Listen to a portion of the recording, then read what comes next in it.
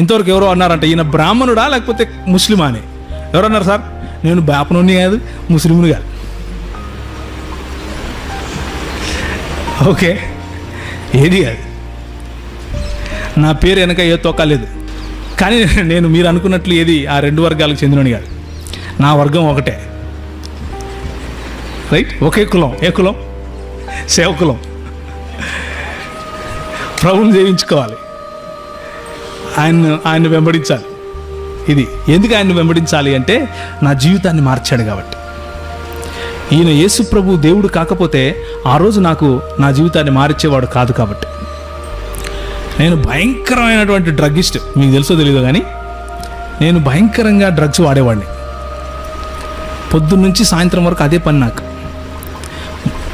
భయంకరంగా కొట్లాటల్లో తిరిగేవాడిని కడపలో.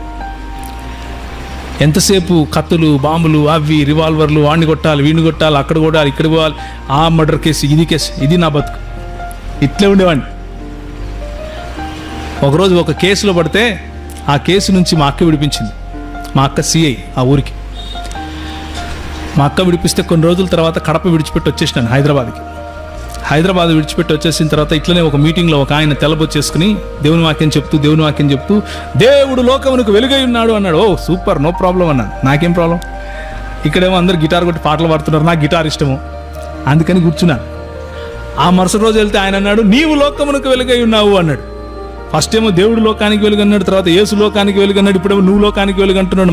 మన చేతిలో వెలుగు ఉంటుంది, నేను వెలుగు గాడవేంది? అవును కదా, ఇలా కుదరదు అన్నాను. ఆ వాక్యం నన్ను పట్టుకుంది. యేసు వెలుగు కాకపోతే, చీకటిని ఛేదించే వెలుగు కాకపోతే నా జీవితంలో వెలుగు వచ్చేది కాదు. యేసు దేవుడు కాకపోతే నా జీవితంలో వెలుగు వచ్చేది కాదు. యేసు ఆ వెలుగును సృష్టించినటువంటి దేవుడు కాకపోతే నా జీవితంలోకి వెలుగు వచ్చేది కాదు. యేసు దేవుడు కాదు, చిన్న దేవుడు అని ఈరోజు నువ్వు చెప్తే నేను ఈ బైబిల్ విడిచిపెట్టి పోవడం బెటర్. అందుకనే ఒకే కులం అన్నాను, సేవకులం. ఈ యేసు దేవత్వాన్ని నిరూపించుకుంటూ పోవడమే నా పని.